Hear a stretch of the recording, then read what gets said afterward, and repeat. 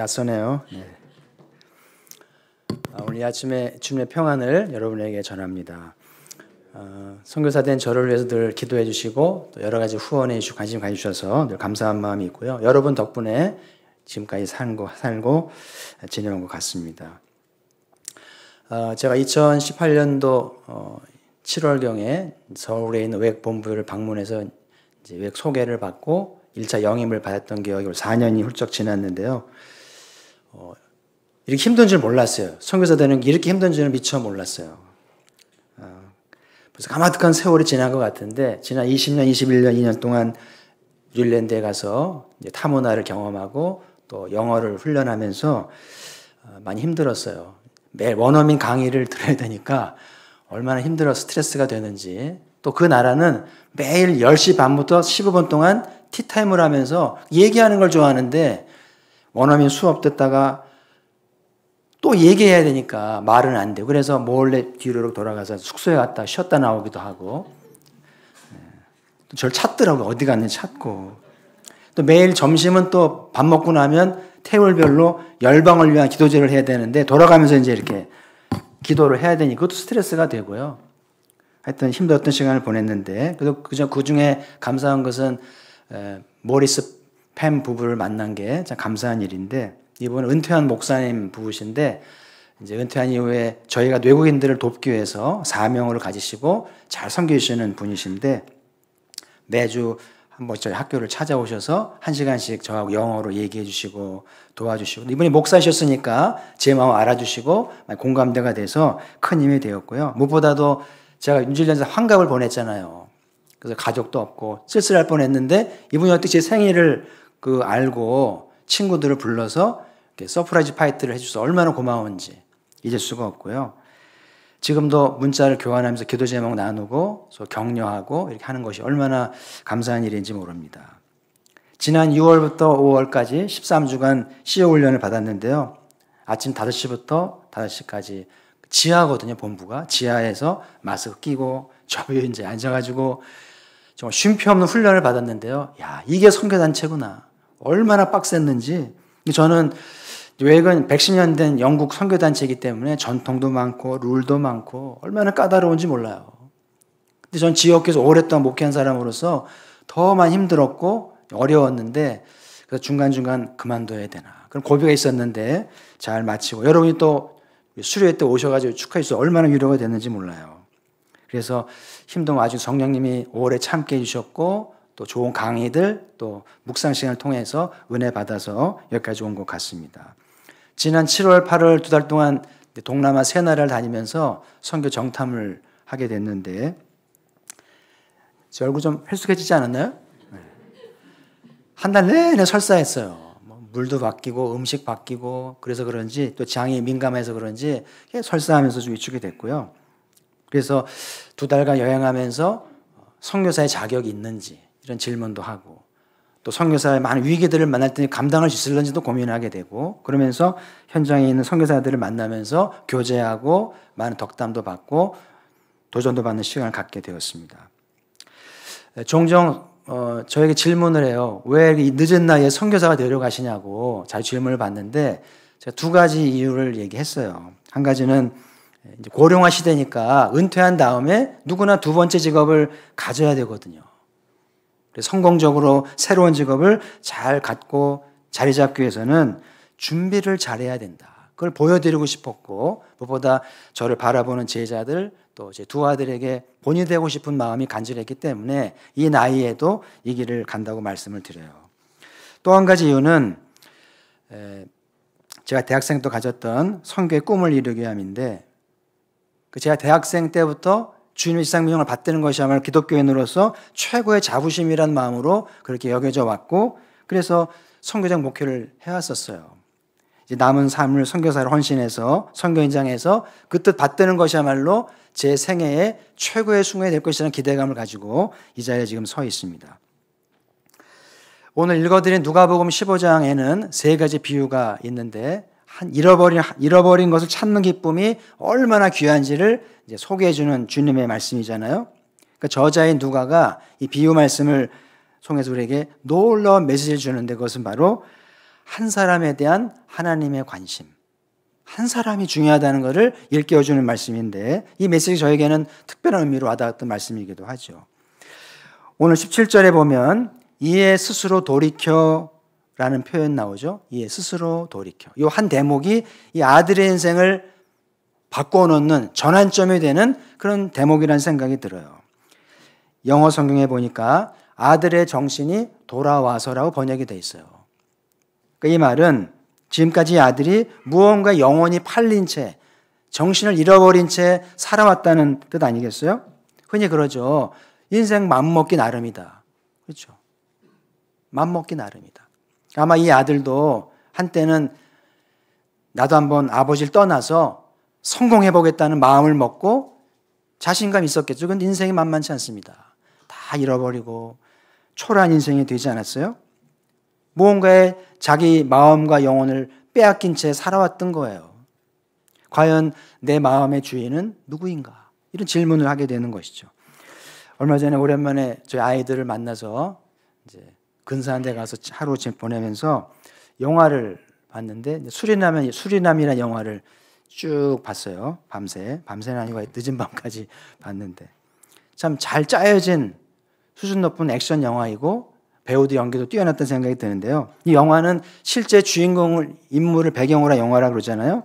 이 주인공이 수리남에서 목사 신분을 가지고 큰 교회를 목회하면서 뒤에서는 마약을 밀매해서 대통령급의 권력과 부를 누리고 살았는데 국정원의 추적 끝에 체포되어서 이제 형을 받고 옥중 생활하다가 생을 마감했다는 이야기를 제가 들었어요. 이 주인공 역을 맡은 황정민 배우가 종종 나오는 대사가 그거예요. 너희들 마귀가 들렸어. 믿음이 없으니까 마귀가 들리지. 이런 대사를 반복하는데 굉장히 이렇게 은혜가 되고 와닿는 거예요. 그래서 물론 성경적 의미를 한 말은 아닌데 이 친구가 이 말을 할 때는 부하들이 말을 안 듣고 마약 밀매가 제대로 되지 않을 때 협박하는 수단으로 사용하는 대사인데 저는 은혜가 되는 거예요. 여러분 일상에서 사람들에게 마귀 들렸단 말을 쉽게 할 수 없잖아요. 상처받죠. 근데 이 영화를 본 다음에는 본 사람끼리 사이에는 이 대사가 되는 거예요. 마귀가 들린 것 같지. 그 황정민의 그 맛깔나는 연기 덕분인 것 같아요. 어쨌든 제가 말씀드리는 것은 마귀는 먼 데 있는 존재가 아니고 아주 우리 가까이서 우리 시험하고 넘어뜨리는 존재인데 가정을 흔들고 교회를 흔들고 이 사회와 국가를 흔들어 넘어뜨리는 현실 아니겠어요? 예수님께서 하신 말씀 중에 내가 성령으로 귀신을 쫓아내면 하나님 나라가 너에게 임하였다. 마귀를 쫓는 것과 하나님 나라가 깊은 관계가 있다는 거예요. 의미심장한 말씀이죠. 결국 오늘 아들의 인생을 대입해 보면 아들의 인생에 마귀가 개입해서 정신을 나가게 만들었고 오늘 비참한 결과를 가져오겠다는 것이 무리가 아니라는 생각이 들어요. 근데 감사하게도 아들의 마음이 돌아오게 됐고 정신을 차리고 아버지께 돌아갈 마음을 가지게 됐고 돌아오게 되잖아요. 이것이야말로 하나님의 은혜요. 성령님이 터치하시는 순간이라는 생각이 들어요. 성령님이 이 순간에 터치하셔서 깨닫고 돌아오게 하시는구나. 오늘 이 아침에 예수님의 이름으로 우리를 시험하는 마귀로부터 물리치기를 주의 이름으로 축복합니다. 정신을 차려야 돼요. 마귀에게 마음을 빼앗기지 않아야 되고 우리가 삶 중에 마귀가 시험한다 생각 들면 미루지 말고 자신에게 선포해야 돼요. 예수의 이름으로 명한다. 내 안의 마귀는 떠날지어다. 선포하셔야 돼요. 그럼 마귀는 떠나게 되어 있습니다. 오늘 여러분과 나누고 싶은 말씀은 아들이 정신이 돌아오고 나서 아버지에 대해서 되뇌인 게 있는데 아버지를 잘 안 것도 있고 잘 못 알은 것도 있는 것 같아요. 그것을 나누면서 하나님도 깊이 알아가기를 소망합니다. 그리고 마지막으로 제가 이 본문이 주는 특별한 의미를 제가 소개하면서 말씀을 가늠하고자 하는데요. 첫 번째, 오늘 아들의 고백 중에 아버지는 풍족한 아버지였어요. 17절 말씀을 같이 한번 읽겠습니다. 시작. 내 아버지에게는 양식이 풍족한 품꾼이 얼마나 많은가. 나는 여기서 줄여 죽는구나. 그러니까 아들이 알고 있던 아버지는 풍족한 아버지죠.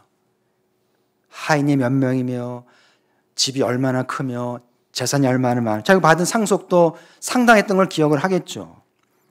근데 문제는 나는 여기서 줄여 죽고 있구나. 아버지는 정말 풍족하신 분인데 그 아들 된 작자는 굶어 죽고 있으니 이게 무슨 조합입니까? 말이 됩니까? 이게 우리의 현실이라는 거예요. 그걸 깨닫게 되었다는 거죠. 제가 대학교 1학년 때 일을 지금도 기억하는데요. 한 번은 선배님이 저에게 오실 때 사진을 보여주면서 항무야, 이 집이 우리 집인데 내가 억수로 잘 사는 집에 자제라는 거예요. 그래서 사진 보니까 그 러닝 바람에 수건 걸치고 이 칫솔질을 하는데 뒤에 배경이 큰 궁궐이 있는 거예요. 그래서 저는 개인적으로 이 양반이 대구요 억수로 잘 사는 부잣집 사람인 줄 알았는데 얼마 후에 알게 된 거는 그게 그 뒤에 그 대궐이 창경궁 정문이었고 그리고 이분은 초라 하숙집에 살고 있는 평범한 자제인 것을 알게 되었는데 근데 그분이 그러는 거예요. 저보고 항무야 봐봐. 하나님이 천지 만물을 창조했잖아. 그죠? 그리고 모든 만물을 소유하시잖아. 근데 우리가 하나님을 아버지로 부르는 순간 아버지의 모든 재산이 아버지의 모든 소유가 내 거나 마찬가지잖아. 그래서 이 창경합 사진을 찍으면서 이게 아버지의 소유이고 나의 소유인 것을 보여주고 싶었다는 거예요. 확신 있게 말을 하는데 와닿더라고요. 말이 되는 거예요. 오늘 본문 31절에도 가보면 그러잖아요. 얘야, 넌 항상 나와 함께 있으니 내게 있는 모든 것이 네 것이 아니니? 그렇잖아요. 그러니까 선배는 허세를 부린 게 아니고 일종의 믿음의 퍼포먼스를 한 거예요. 그래서 저는 대학 생활을 하면서 선배들이 엉뚱한 신앙을 보고 배우면서 도전도 받고 배우면서 믿음으로 사는 것이 무엇인지를 경험하게 되었고 그렇게 제 사역의 밑거름이 되었던 것 같아요. 지금 저희 부부가 그 강남 논현동에 게스트하우스에 머물고 있는데 선교사는 한 달, 길게는 2달 머물고 옮겨야 되는 아브라함처럼 유목민처럼 살고 있어요. 훈련이 되고 있는 것이죠. 뉴질랜드 갔다 와서 3번째 숙소인데 친구를 통해 소개를 받아가지고 이제 허락을 받아서 처음엔 반지하러 가게 돼 있었는데 며칠 전에 전화가 왔어요. 간사님한테. 간사님, 선교사님 2층이 갑자기 비어서 그리 오셔도 되겠다고 그래가지고 얼마나 고마운지 몰라요. 하나님이 나를 이렇게 배려해 주시는구나 싶어서 지내고 있는데 매일 저녁마다 이제 부부가 강남거리를 운동 삼아서 1시간씩 이렇게 걷고 있는데 강남의 분위기를 맛보고 있습니다. 부러우시죠? 노현대 가구거리가 있어요.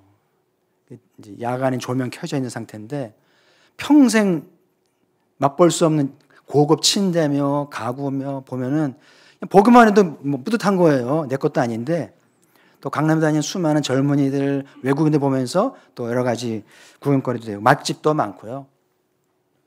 걷는 동안에 제가 최근에 외운 말씀이 떠올라 신명기 6장 10절 11절 말씀인데 거기 보면은 네가 건축하지 아니한 크고 아름다운 성읍을 얻게 될 것이다. 그리고 내가 채우지 아니한 아름다운 것들로 가득 채워져 있는 집을 얻게 될 것이라는 말씀이 나오면서 기도할 마음이 생긴 하나님 제가 앞으로 은퇴한 다음에 이 강남에 거처할 만한 집을 주시면 좋겠다고 말 되잖아요. 근데 아내는 기도하기를 자기는 30평 달라고 기도한다는 그래서 내가 그러지 말고 평수는 하나님이 정하게 하시자. 하나님 풍족하신데 30평이 문제 50평이 문제냐. 기뻐하시면 하나님 정하실 수 있으니까 평수 망하지 말고 그냥 달라고 기도하다 보면 주 기뻐하시면 주신다는 믿음을 갖게 되는데 두고 봐야 되겠습니다만은 기도할 제목이 생긴 거예요. 여러분 추수 시기에 이스라엘은 룻길에 있는 전통이 있다고 그러잖아요. 룻기가 주는 멋진 메시지 때문인데 1장 21절에 보면 룻과 나오미가 고향에 돌아오면 한 말이 있어요. 거기 보면 우리가 떠날 때는 풍족하게 떠났는데 지금 빈손으로 돌아왔다. 갈 때만 해도 풍족했는데 돌아올 때는 빈손이 되었다는 거예요. 우리의 자화상인지 모르겠어요. 한때는 잘 됐는데 한때는 성공적이었는데 빈손이 되고 잃어버린 거예요. 나오미와 이 가족이 잘 살아보려고 했겠죠. 그런데 결과적으로는 가족이 잃고 재산이 잃고 빈손이 되어 돌아온 거예요. 그래서 돌아올 때만 해도 막막했겠죠. 하나님께 벌 받았다고 생각을 했는데 그렇지 않았어요. 하나님은 이 두 여인의 믿음을 보시고 축복해 주기 시작하는데요. 룻기가 결국 이 집안에서 누가 나와요? 그 위대한 인물 다윗이 나왔다는 거예요. 믿음의 명가가 되겠다는 이야기죠. 이스라엘은 이 시기 때마다 이 책을 읽으면서 그 소망을 품는 거예요. 뜻밖의 은총의 계절입니다. 세렌디피티의 축복의 주인공 되시기를 주의 이름으로 축복합니다. 저는 로마 4장 24절 그런 대목이 나와요. 우리도 위함이니. 한번 따라 하실까요? 우리도 위함이니. 여러분, 신앙은 남을 위한 게 되면 안 돼요. 내가 나를 위한 것이고 내가 잘 돼야 되는 것이죠. 아멘. 다시 한번 나는 여기서 줄여 죽는구나. 지금 얼마나 많은 사람이 이 상태에서 반전을 얻지 못하고 죽어갑니까? 줄인 채로 죽어갑니까? 아버지는 풍족하신데 왜 줄여 죽어야 되는 걸까요? 문제는 뭐예요? 단순하게 생각하세요. 아버지를 떠났기 때문에. 내 마음대로 살았기 때문인 거예요. 내 마음을 내가 잘 경영할 줄 알았겠죠. 근데 그렇지 않아요. 세상이 만만치 않고요. 마음을 그냥 두지 않아요. 그래서 아버지를 떠나지 않고 마음을 잘 돌보는 것이야말로 이 아들이 경험한 놀라운 삶을 경험하는 길이 되겠죠.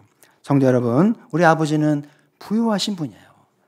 모든 면에서 풍족한 분입니다. 아무쪼록 마음을 주께 드리고 주님을 잘 모시는 가운데 아버지의 것이 내 것이다.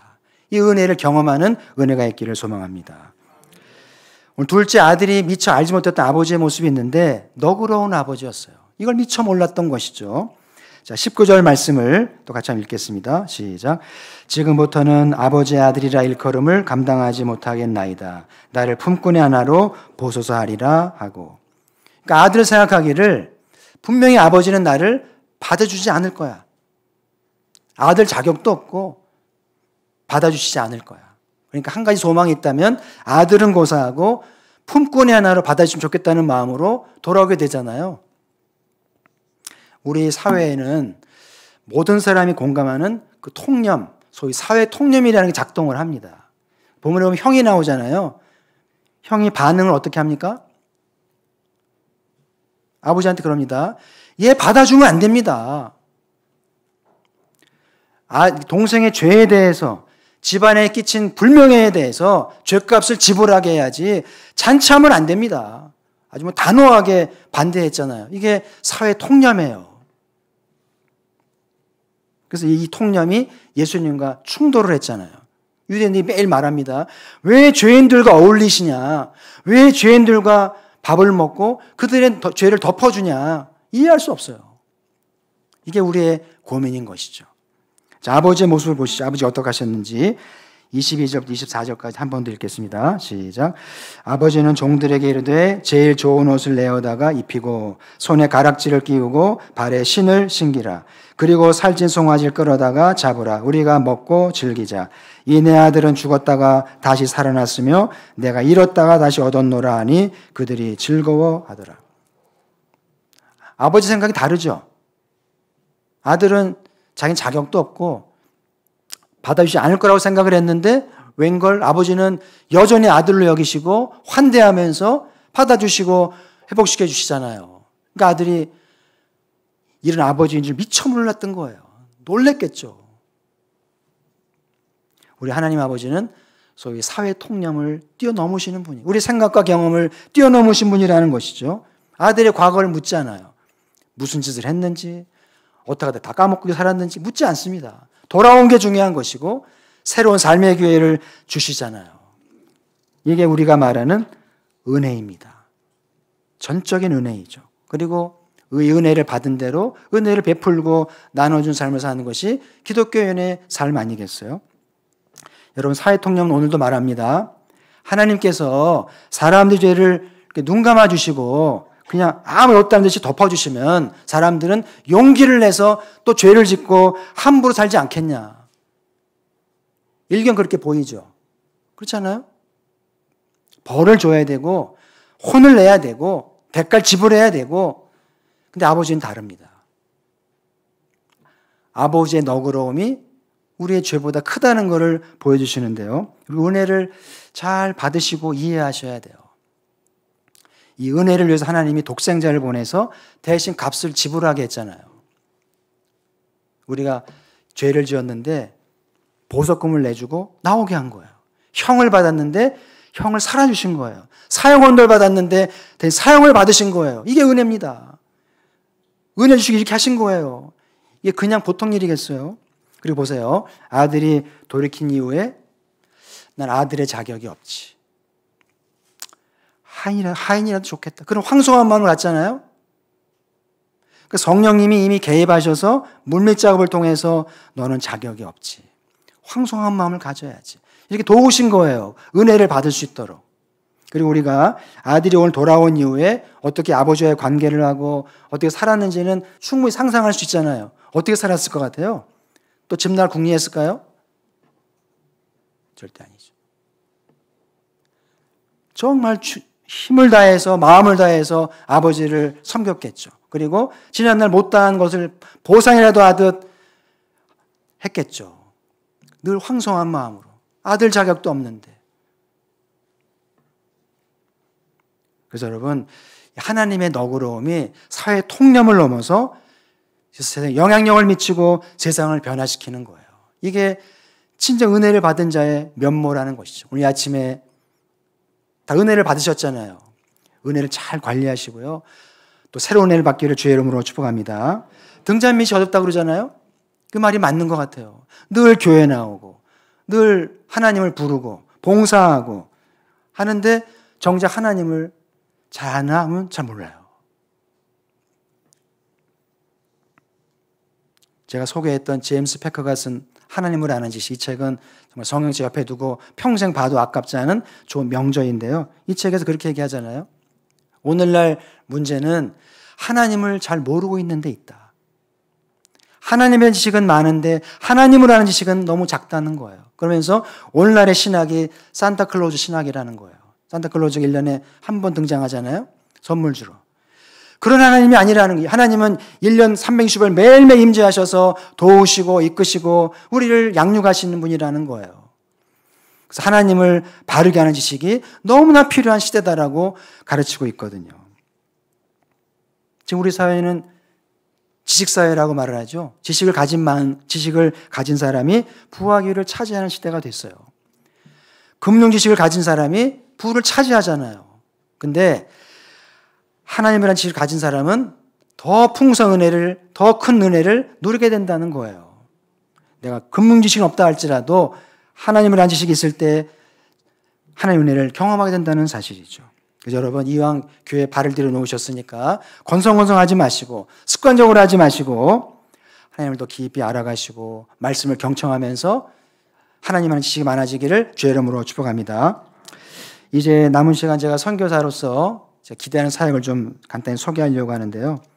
오늘 이제 본문 말씀이 제게 비전을 준 말씀이기도 한데 15장 7절 말씀이 이제 제게 주신 비전의 말씀인데요.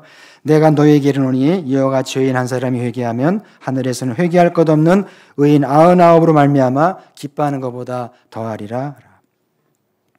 죄인 한 사람, 회개한 죄인 한 사람 하나님이 찾으신다는 것이 예수님 비유의 메시지이고 누가가 전하려는 메시지의 핵심인 거예요.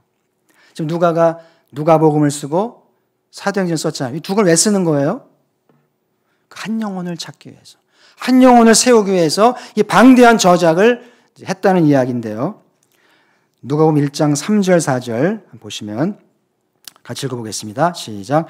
그 모든 일을 근원부터 자세히 미루어 살핀 나도 데오빌로 각하에게 차례대로 쏘아보내시는 것이 좋은 줄 알았노니 이는 각하가 알고 있는 바를 더 확실하게 하려 함이로라. 그러니까 누가가 지금 이 두 권의 책을 쓰는 목적이 뭐예요? 로마 사람 데오빌로를 확신 있게 해주어서 이 한 사람이 로마를 변화시킬 것이다. 역사가 증명을 합니다. 한 사람의 변화가 세상을 변화시킨다. 주님의 비전이었고 누가가 이어받은 비전이었던 건데 제가 이 비전을 받고 싶은 거예요. 제가 웩 선교회에서 배운 것이 하나 있는데 하나님의 관심사가 아시아에 와 있어요. 그래서 과거에는 서구 선교사들이 아시아, 아프리카 복음을 전했죠. 저희도 마찬가지고. 근데 이제는 하나님의 관심사가 아시아인들 일꾼 세워서 이제 복음을 전하기를 바라시고 마지막 선교의 주자가 되기를 바라신다는 걸 깨닫게 된 거예요. 이제 11월 중하순에 이 인터코 우리 그 외국 선교회가 이제 인터콘이라는 세계 대회를 여는데 4년마다 한 번씩 열리는데 전 세계 선교사들이 모여서 이제 회장을 뽑고 축제를 여는데 이번에 아시아에서 최초로 한국 선교사가 총재가 되는 기념비적 해가 됐는데 어떤 의미가 있다는 생각이 드는 거예요. 왜 하나님이 한국 선교사를 서구단체 선교사의 리더로 세우셨을까? 뭔가 상징하는 게 있는 거죠. 하나님의 관심사가 아시아에 있는데 한국이 선두주자가 되어서 아시아의 일꾼들을 세우고 복음을 전하기를 기대하신다는 것이 이제 보여진다는 것이죠. 외국 선교회가 전 세계에 한 900여 명이 있다고 그러는데요. 반 정도가 한국인인 거 있죠. 어마어마합니다.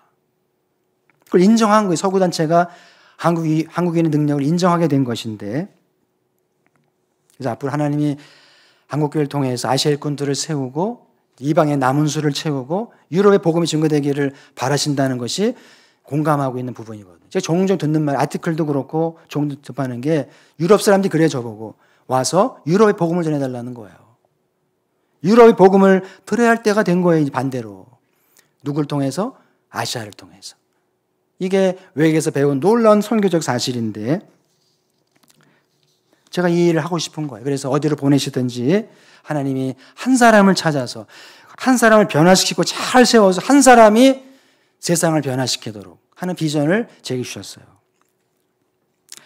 선교는 즐거워야 하고 축제한다는 것이 늘 오랜 제 생각이었는데요. 오늘 말씀이 보듯이 그렇게 아버지가 아들을 환대하고 잔치를 열듯이 선교는 축제해야 된다. 이것이 하나님의 뜻이라는 거예요. 그래서 가포교회도 한 영혼을 맞이하는 축제가 있는 교회가 되기를 기대합니다. 성도 여러분, 우리 아버지는 풍족하신 분이에요. 내가 가난하다. 아버지 가난하신 분이 아니에요. 아버지는 풍족하신 분이고 아버지의 것이 다 내 것입니까? 확실하시죠? 놓치지 마세요. 경험하세요. 여러분의 삶 속에 체험하는 이 아버지를 누리시기를 바라고요. 이번 특별히 가을이 지나기 전에 이 세렌디피티 특별한 은총의 주인공 되시면 참 좋겠어요. 집중해 보세요. 그리고 우리 아버지는 너그러우신 분입니다. 우리 생각을 뛰어넘고 통념을 뛰어넘어서 세상을 변혁하는 아버지는 너그러우신 분입니다. 지난 날을 묻지 않고 새로운 삶의 기회를 주시는 현실보다 크시고 내 과거보다 크신 하나님이라는 것을 꼭 기억하시고 새로운 삶의 기회를 얻게 되시기를 주의 이름으로 축복합니다. 어느 해인가 집사님이 저를 찾아와서 헌금을 주시면서 목사님 이 헌금으로 차사님 주실 때 오신 새가족들을 소고기를 대접하자고 그래서 대접했던 기억이 나요. 오늘 본문에 아버지가 소를 잡았잖아요. 삼겹살 아니잖아요. 그래서 말씀대로 한번 소를 잡아서 하자 강조했는데 목사님이 그 집사님이 마음에 감동이 돼서 소값을 가져오신 거예요. 그래서 얼마나 감사한지 몰라요. 저는 가포교회가 지역의 영혼들과 여러분 영혼들을 위해서 축제를 만들고 영혼들을 추수하는 멋진 교회가 되기를 주의 이름으로 축복합니다. 하나님 아버지 감사합니다. 오늘 귀한 말씀 나누게 되어 감사드리고 우리가 지금 아버지 안에 있는 것 아버지를 하나님을 아버지로 부르는 것 얼마나 놀라운 일인지 다시 한번 깨닫고 감사를 드립니다. 다시 한번 우리의 마음을 아버지께 드립니다. 내 마음에 오셔서 좌정하시고 다스리셔서 빼앗기지 않게 하시고 주님 안에 거하기를 소망합니다. 오늘 아들처럼 아버지를 더 깊이 알아가면서 아버지의 풍족함을 경험하게 하시고 아브라함의 너그러움으로 새로운 삶의 기회를 얻도록 축복하여 주옵소서. 여기에 모인 저희들 하나님 찾으신 한 사람들이 다 되어서 멋진 공동체를 만들어가도록 우리 인생을 축복해 주옵소서. 예수님 이름으로 기도드리옵나이다. 아멘.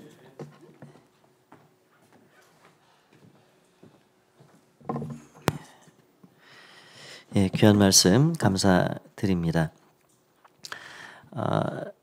이제 어제 저녁 식사도 하고 또 우리 당의 장로님들과 또 은퇴 장로님 두 분 같이 모시고 이렇게 또 이야기도 나누고 했는데요.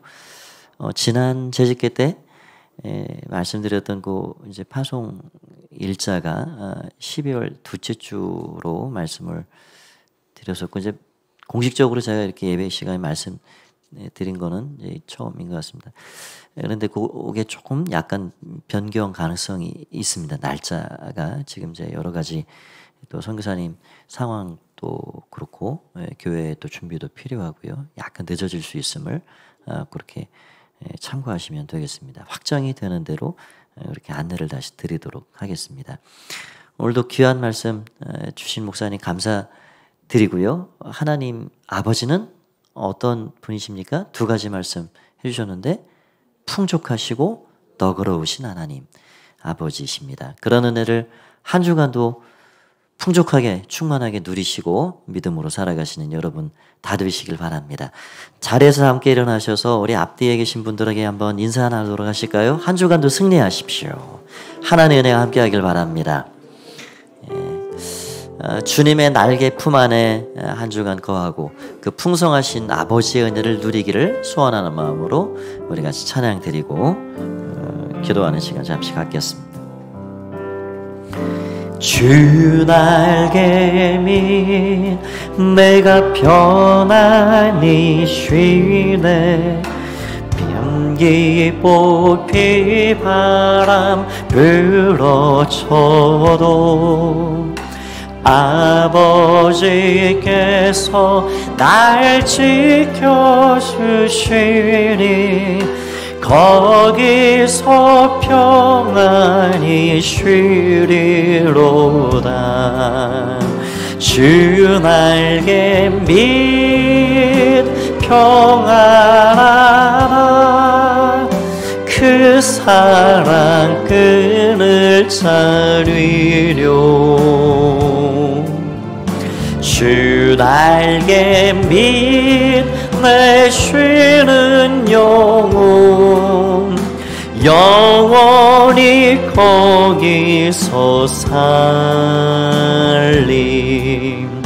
주 날개 밑 나의 피난처 되니 거기서 쉬기를 원하노라.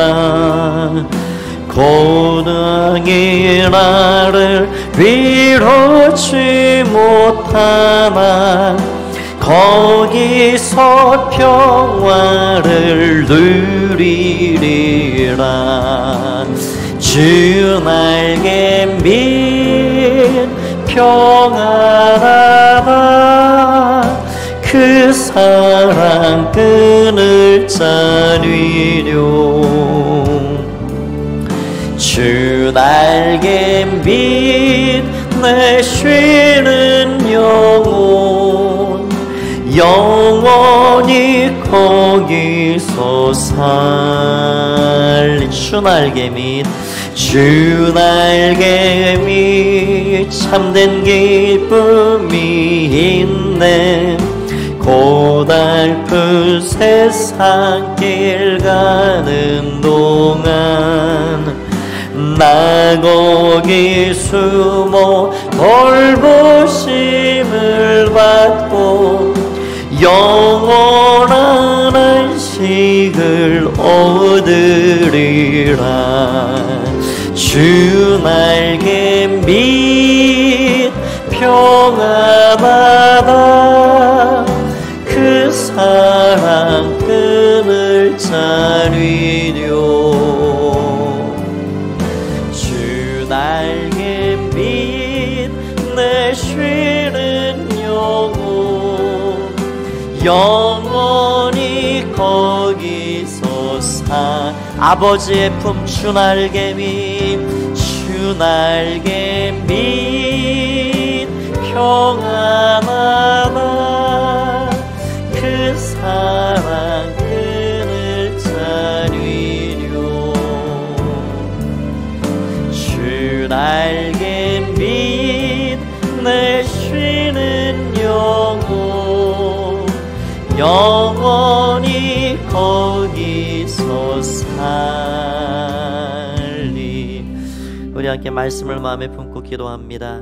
내 아버지는 언제나 넉넉하시고 언제나 풍부하시며 자비롭고 너그럽게 우리를 대해 주시는 분이십니다. 이 세상엔 그러한 사람도 그러한 친구도 때론 우리 부모님도 쉬 변하고 그러지 못하기도 싶습니다.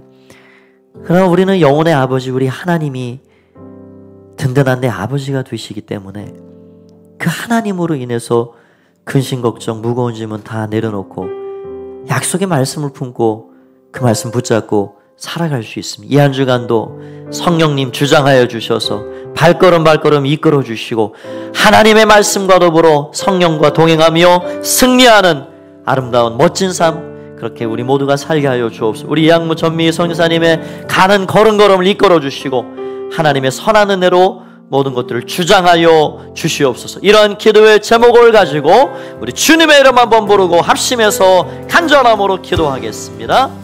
주여, 살아계신 주님을 찬양합니다. 하나님 감사합니다. 아버지 하나님, 우리의 아버지가 되셔서 감사합니다. 내 아버지의 집은 풍족한 것이 얼마나 많은가.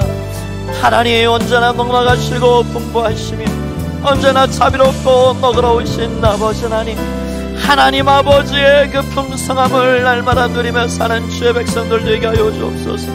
아버지 하나님, 한 주간의 모든 삶을 주장하여 주시고 하나님 아버지의 그 넓은 품 안에서, 하나님 아버지의 그 크신 사랑 안에서, 하나님 아버지의 그 크신 은혜 안에서 날마다 믿음으로 주와 더불어 살아가는 주의 종들 되게 하여 주시옵소서. 아버지 감사합니다. 아버지 감사합니다. 오늘 함께 하신 주님을 찬양합니다. 우리 한번 전미 선산 기억하여 주시고 그 가는 걸음걸음을 이끌어 주시고 가장 선한 길로 인도하여 주셔서 하나님의 영광 드러낼 수 있도록 복을 도하여 주시옵소서. 아버지 감사합니다. 아버지 감사합니다. 아버지 감사합니다. 아버지 감사합니다. 예수님의 이름으로 기도하옵나이다. 아멘. 살아계신 주님을 찬양합니다. 언제나 신실하고 변치 않으시는 하나님이, 천지의 만물의 주인 되신 하나님이 내 아버지셔서 감사합니다. 아버지의 풍족함과 그 너그러우심 가운데 이 한 주간 그 품 안에 살게 하시고 날마다 주의 말씀의 약속 부여잡고 세상 가운데 찾아오는 비바람, 두려움, 고통과 시험들을 믿음으로 잘 헤쳐나갈 수 있는 충만한 하늘의 능력을 베풀어 주시옵소서. 주께서 함께 하셔서 감사드리오며 예수님의 이름으로 기도하옵나이다. 아멘. 이양무 선교사님 나오셔서 축도로 예배를 마치도록 하겠습니다.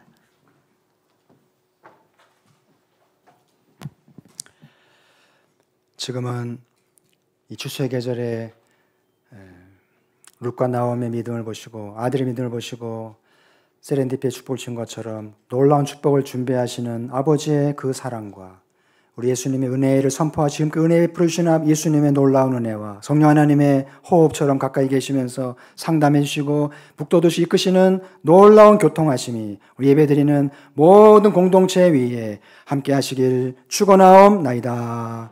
아멘.